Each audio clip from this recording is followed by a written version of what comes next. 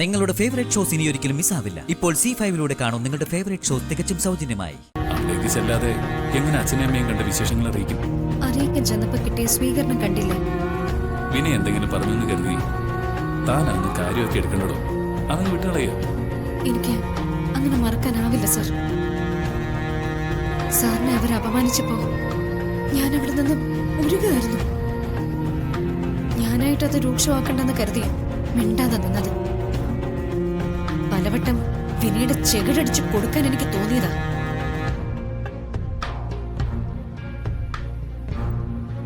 അവൻ ഒരുതരം കോംപ്ലക്സ്. പ്രഭാവതി അമ്മ എന്നെ അതിര് കടന്ന് സ്നേഹിക്കുന്നത് അവന് തീരെ ഇഷ്ടമല്ല. അവന് കൊടുക്കാനുള്ള സ്നേഹം അമ്മ എനിക്ക് പങ്കിട്ട് തരുന്നു എന്ന അവന്റെ ചിന്ത. അത് കുട്ടിക്കാലം മുതൽക്കേ തന്നെ അവനുണ്ട്. അതുകൊണ്ട് അവസരം കിട്ടുമ്പോഴൊക്കെ അവൻ അവന്റെ ആ അമർഷം എന്നോട് പ്രകടിപ്പിക്കും.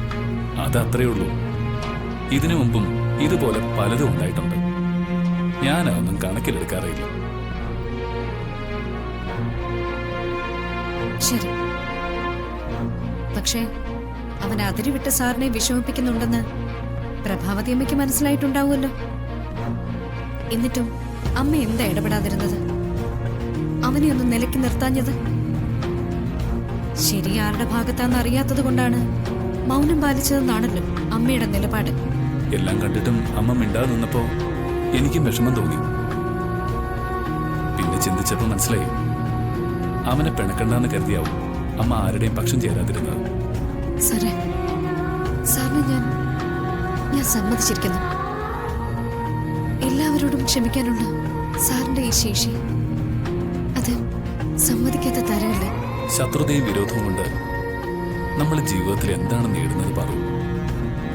ഒന്നുമില്ല. മറ്റുള്ളവരോട് തോന്നുന്ന ശത്രുത കൊണ്ട് അവനവന്റെ മനസ്സിന്റെ സ്വസ്ഥത നശിപ്പിക്കാം. അത്രേ ഉള്ളൂ.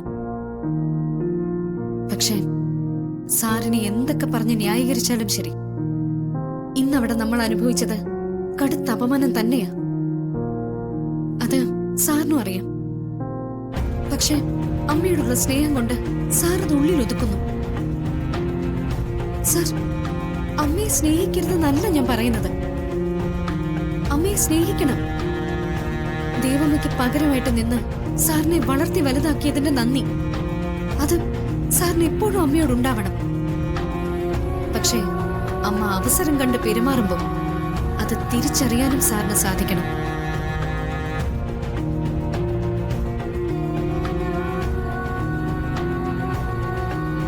ഏതായാലും ഞാൻ ഗർഭിണിയായത് അമ്മയ്ക്കും വിനയ്ക്കും തീരെ ഇഷ്ടമായിട്ടില്ല. അത് വ്യക്തമാണ്. പാർവതി, നീ എന്താ ഈ പറയുന്നത്? നീ ഗർഭിണിയായത് വിനയ്ക്ക് ചിലപ്പോൾ ഇഷ്ടമായിട്ടുണ്ടാവില്ല. പക്ഷേ അമ്മ ഒരിക്കലും അങ്ങനെ കരുതില്ല. നീ വെറുതെ അമ്മയെ തെറ്റിദ്ധരിക്കല്ലേ പാർവതി. അമ്മയെ കുറ്റപ്പെടുത്തരുത്. സാർ, ഞാൻ എനിക്ക് അനുഭവപ്പെട്ടത് പറഞ്ഞു. ഇനി സാറൊന്ന് ചിന്തിച്ചു നോക്കാം.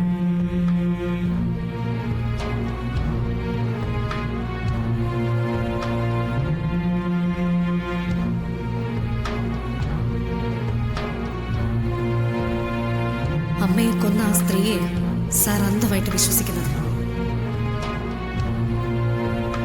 ഉദയനൂരമ്മേ, എത്രയും പെട്ടെന്ന് എല്ലാ സത്യങ്ങളും സാറിന്റെ കണ്ണിൽ തെളിയിക്കണേ. ഡൗൺലോഡ് ചെയ്യൂ C5 ആപ്പ്. കാണൂ എല്ലാ എപ്പിസോഡുകളും സൗജന്യമായി.